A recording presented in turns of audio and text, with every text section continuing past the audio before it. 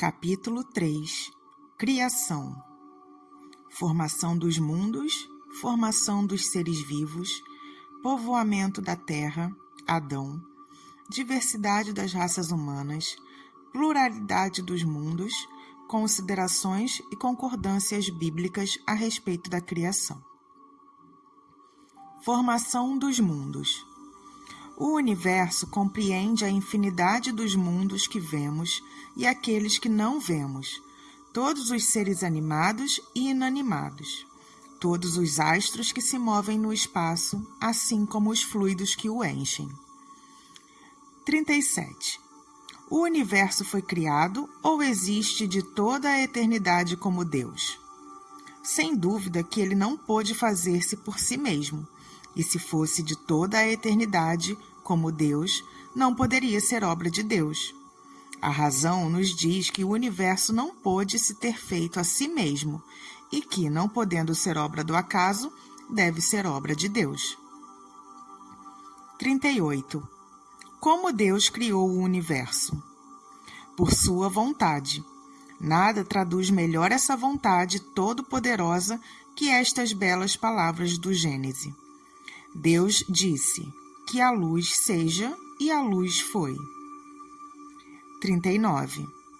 Poderemos conhecer o modo da formação dos mundos? Tudo o que se pode dizer e podeis compreender é que os mundos se formam pela condensação da matéria disseminada pelo espaço. 40. Os cometas seriam, como se pensa atualmente, um começo de condensação da matéria e de mundos em via de formação? Isso é exato, mas o que é absurdo é crer-se em sua influência. Quero dizer, a influência que vulgarmente se lhe atribui, porque todos os corpos celestes têm sua parte de influência em certos fenômenos físicos. 41. Um mundo completamente formado pode desaparecer e a matéria que o compõe disseminar-se de novo no espaço? Sim, Deus renova os mundos como renova os seres vivos. 42. Poderemos conhecer a duração da formação dos mundos, da Terra, por exemplo? Nada te posso dizer a respeito, porque só o Criador o sabe, e bem louco seria quem pretendesse saber ou conhecer o número de séculos dessa formação. Formação dos seres vivos. 43. Quando a Terra começou a ser povoada? No começo, tudo era caos. Os elementos estavam em confusão. Pouco a pouco, cada coisa tomou o seu lugar.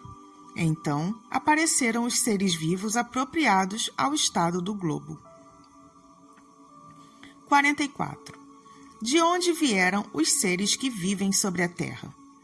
A Terra continha os germes que aguardavam um momento favorável para se desenvolverem. Os princípios orgânicos se congregaram desde que cessou a força que os mantinha afastados, e eles formaram os germes de todos os seres vivos. Os germes estiveram em estado latente e inerte, como a crisálida e as sementes das plantas, até o momento propício para a eclosão de cada espécie.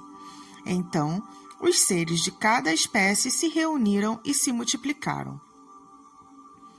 45. Onde estavam os elementos orgânicos antes da formação da Terra? Eles estavam, por assim dizer, em estado de fluido pelo espaço, entre os espíritos ou em outros planetas, esperando a criação da Terra para começar uma nova existência sobre um novo globo. A química nos mostra as moléculas dos corpos inorgânicos unindo-se para formarem cristais de uma regularidade constante, segundo cada espécie, desde que estejam nas condições desejadas. A menor perturbação nessas condições basta para impedir a reunião dos elementos, ou, pelo menos, a disposição regular que constitui o cristal. Porque não ocorreria o mesmo com os elementos orgânicos. Conservamos durante anos sementes de plantas e de animais que não se desenvolvem senão em uma dada temperatura e num meio propício. Tem-se visto grãos de trigo germinarem depois de vários séculos. Há, portanto, nessas sementes, um princípio latente de vitalidade que aguarda uma circunstância favorável para se desenvolver. O que se passa diariamente sob nossos olhos não pode ter existido desde a origem do globo? Essa formação de seres vivos, partindo do caos pela força da própria natureza, diminuiu alguma coisa da grandeza de Deus? Longe disso, ela responde melhor à ideia que fazemos de sua força, se exercendo sobre os mundos infinitos por meio de leis eternas. Essa teoria não resolve, é verdade, a questão da origem dos elementos vitais, mas Deus tem seus mistérios e pôs limites às nossas investigações. 46. Existem ainda seres que nasçam espontaneamente? Sim, mas o germe primitivo existia já em estado latente. Sois testemunhas todos os dias desse fenômeno. Os tecidos dos homens e dos animais não encerram os germes de uma multidão de vermes que aguardam, para eclodir, a fermentação pútrida necessária à sua existência? É um pequeno mundo que dormita e que se cria. 47. A espécie humana se encontrava entre os elementos orgânicos contidos no globo terrestre? Sim, e ela veio a seu tempo.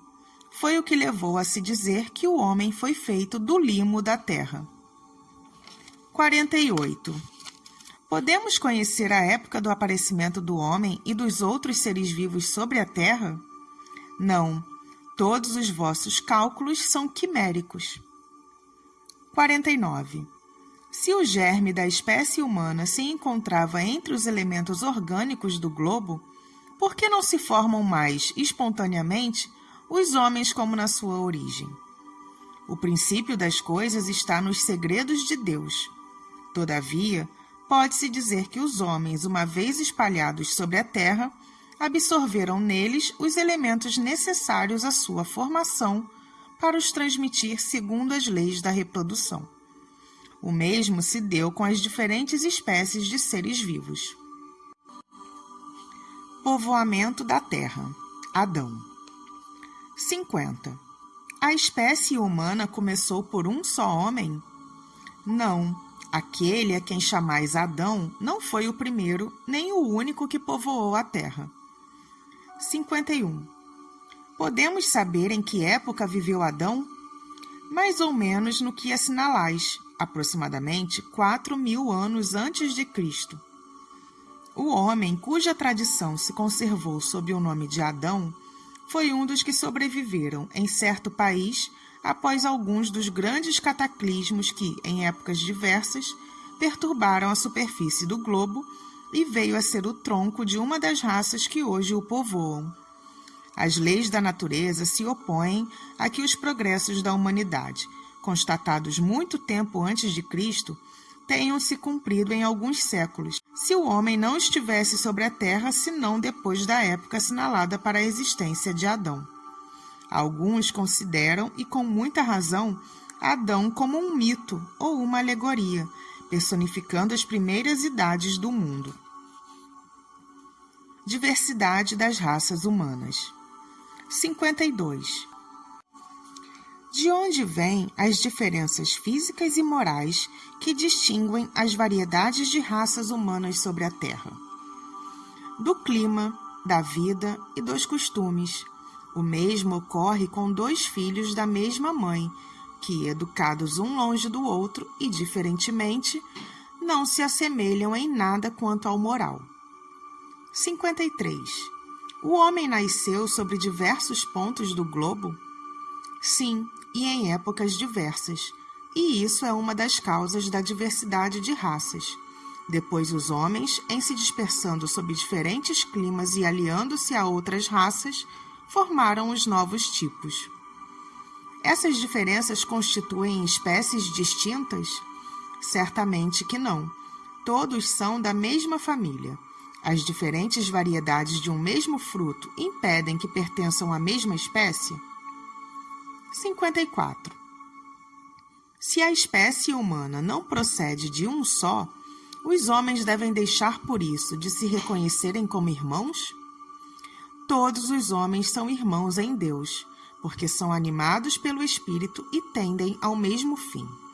Quereis sempre tomar as palavras literalmente. Pluralidade dos mundos. 55. Todos os globos que circulam no espaço são habitados? Sim, e o homem da Terra está longe de ser, como crê, o primeiro em inteligência, em bondade e perfeição. Todavia, há homens que se creem muito fortes, que imaginam que somente seu pequeno globo tem o privilégio de abrigar seres racionais. Orgulho e vaidade. Julgam que Deus criou o universo só para eles. Deus povoou os mundos de seres vivos, concorrendo todos ao objetivo final da providência. Acreditar que os seres vivos estão limitados ao único ponto que habitamos no universo seria pôr em dúvida a sabedoria de Deus, que não fez nada inútil. Ele deve ter determinado para esses mundos um fim mais sério que o de recrear nossa visão. Nada, aliás, nem na posição, no volume ou na constituição física da Terra, pode razoavelmente fazer supor que só ela tenha o privilégio de ser habitada, com exclusão de tantos milhares de mundos semelhantes. 56. A constituição física dos diferentes globos é a mesma? Não, eles não se assemelham de modo algum. 57. A constituição física dos mundos não sendo a mesma para todos, seguir-se-á tenham uma organização diferente os seres que os habitam? Sem dúvida, como para vós, os peixes são feitos para viverem na água e os pássaros no ar. 58. Os mundos mais afastados do Sol estão privados de luz e de calor, uma vez que o Sol se mostra a eles apenas com a aparência de uma estrela. Crede, pois, que não existem outras fontes de luz e de calor além do Sol, e não considerais em nada a eletricidade, que, em certos mundos, tem um papel que desconheceis, e muito mais importante que sobre a Terra. Aliás, não dissemos que todos os seres sejam da mesma matéria vossa, e com órgãos dispostos como os vossos. As condições de existência dos seres que habitam os diferentes mundos devem ser apropriadas ao meio para o qual foram chamados a viver. Se não tivéssemos jamais visto os peixes, não compreenderíamos como esses seres podem viver dentro da água. Assim acontece em outros mundos que contêm, sem dúvida, elementos que desconhecemos. Não vemos nós, sobre a Terra, as longas noites polares iluminadas pela eletricidade das auroras boreais? Que há de impossível que, em certos mundos, a eletricidade seja mais abundante que sobre a Terra e desempenhe um papel de ordem geral, cujos efeitos não podemos compreender. Esses mundos podem, pois, conter em si mesmos as fontes de calor e de luz necessárias aos seus habitantes. Considerações e concordâncias bíblicas referentes à criação. 59. Os povos formaram ideias muito divergentes sobre a criação, segundo o grau dos seus conhecimentos. A razão, apoiada na ciência, reconheceu a impossibilidade de certas teorias. Aquela dada pelos espíritos confirma a opinião admitida, há longo tempo, pelos homens mais esclarecidos. A objeção que se pode fazer a essa teoria é que está em contradição com o texto dos livros sagrados, mas um exame sério faz reconhecer que essa contradição é mais aparente que real e que ela resulta da interpretação dada a um significado frequentemente alegórico. A questão do primeiro homem na pessoa de Adão, como única fonte da humanidade, não é o único ponto sobre o qual as crenças religiosas tiveram que se modificar. O movimento da Terra apareceu, em certa época, de tal forma oposto ao texto sagrado, que não houve tipo de perseguições que essa teoria não tivesse servido de pretexto e, todavia, a Terra gira malgrado os anátemas, não podendo hoje ninguém contestá-lo sem agravar a sua própria razão. A Bíblia diz, igualmente, que o mundo foi criado em 6 dias e fixa a época em torno de 4.000 anos antes da era cristã. Antes disso, a Terra não existiria, foi tirada do nada. O texto é formal. Eis que a ciência positiva, a ciência inexorável, veio provar o contrário. A formação do globo está escrita em caracteres perenes no mundo fóssil, estando provado que os 6 dias da criação indicam períodos, cada um podendo de várias centenas de milhares de anos. Isso não é um sistema, uma doutrina, uma opinião isolada. É um fato também constante como aquele do movimento da Terra, e que a teologia não pode se recusar a admitir. Prova evidente do erro em que podem cair os que se atêm à letra das expressões de uma linguagem frequentemente figurada. É preciso concluir que a Bíblia é um erro? Não, mas que os homens se equivocaram ao interpretá-la. A ciência, escavando os arquivos da Terra, reconheceu a ordem pela qual os diferentes seres vivos apareceram em sua superfície.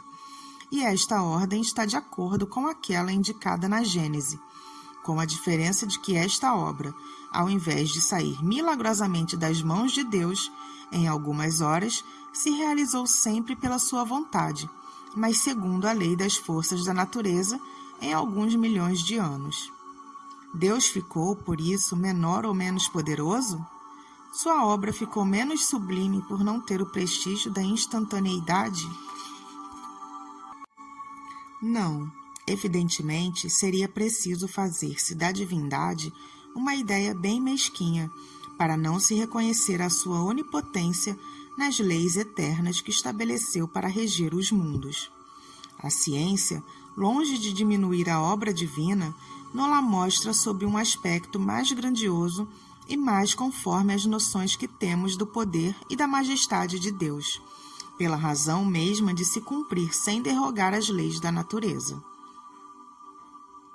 A ciência, de acordo nisso com Moisés, coloca o homem em último lugar na ordem da criação dos seres vivos. Todavia, Moisés indica o dilúvio universal no ano 1654 do mundo, enquanto a geologia nos mostra o grande cataclismo anterior à aparição do homem, atendendo que, até hoje, não se encontrou nas camadas primitivas qualquer traço de sua presença, nem de animais da mesma categoria sob o ponto de vista físico. Mas nada prova que isso seja impossível. Várias descobertas já fizeram surgir dúvidas a tal respeito. Pode ocorrer que, de um momento para outro, se adquira a certeza material dessa anterioridade da raça humana, e então se reconhecerá que, sob esse ponto, como sobre os outros, o texto bíblico é uma alegoria. A questão é de saber se o cataclismo geológico é o mesmo a que assistiu Noé. Ora, o tempo necessário à formação das camadas fósseis não permite mais confundi-los e do momento em que se encontrem os vestígios da existência do homem antes da grande catástrofe, ficará provado ou que Adão não foi o primeiro homem ou que a sua criação se perde na noite dos tempos. Contra a evidência não há raciocínios possíveis, e seria preciso aceitar esse fato como se aceitou aquele do movimento da Terra e dos 6 períodos da criação. A existência do homem antes do dilúvio geológico, em verdade, é ainda hipotética, mas eis aqui o que é menos. Admitindo-se que o homem apareceu pela primeira vez sobre a Terra 4.000 anos antes de Cristo, se 1.650 anos depois toda a raça humana foi destruída, à exceção de uma só família, disso resulta que o povoamento da Terra data de Noé, quer dizer, de 2.350 anos antes da nossa era. Ora, quando os hebreus emigraram do Egito, no 18º século, encontraram esse país muito povoado e já bem avançado em civilização. A história prova que nessa época a Índia e outros países estavam igualmente florescentes, sem mesmo se levar em conta a cronologia de certos povos que remontam a uma época bem mais recuada. Seria preciso, pois, que do 24º ao 18º século, quer dizer, num espaço de 600 anos, não somente a posteridade de um único homem pudesse povoar todos os imensos países então conhecidos, supondo-se que os outros não o fossem, mas que, nesse curto intervalo, a espécie humana pudesse se elevar da ignorância absoluta do estado primitivo ao mais alto grau de desenvolvimento intelectual, o que é contrário a todas as leis antropológicas. A diversidade das raças vem, ainda, em apoio desta opinião. O clima e os costumes produzem, sem dúvida, modificações nos caracteres físicos, mas se conhece até onde podem chegar as influências dessas causas, e o exame fisiológico prova que há, entre certas raças, diferenças constitucionais mais profundas que aquelas que podem o clima produzir. O cruzamento das raças produz os tipos intermediários. Ele tende a apagar os caracteres extremos, mas não os produz, apenas cria variedades. Ora, para que houvesse cruzamento de raças, era preciso que houvesse raças distintas. E como explicar sua existência, dando-lhes um tronco comum e, sobretudo, ainda próximo? Como se admitir que, em alguns séculos, certos descendentes de Noé se transformaram a ponto de produzirem a raça etíope, por exemplo? Uma tal metamorfose não é mais admissível que a hipótese de um tronco comum para o lobo e o cordeiro, para o elefante e o pulgão, para o pássaro e o peixe. Ainda uma vez, nada contrário, em se admitindo a existência do homem antes da época que lhe é vulgarmente assinalada, que as origens são diversas, que vivendo há 6.000 anos Adão tenha povoado uma região ainda desabitada, o dilúvio de Noé como uma catástrofe parcial, confundida com o cataclismo geológico, tendo-se em conta, enfim, a forma alegórica particular ao estilo oriental e que se encontra nos livros sagrados de todos os povos. Por isso, é prudente não se negar, apressadamente, como falsas, doutrinas que cedo ou tarde, como tantas outras, podem desmentir aqueles que as combatem. As ideias religiosas, longe de perderem, se engrandecem caminhando com a ciência. Esse é o único meio de não apresentarem ao ceticismo um lado vulnerável.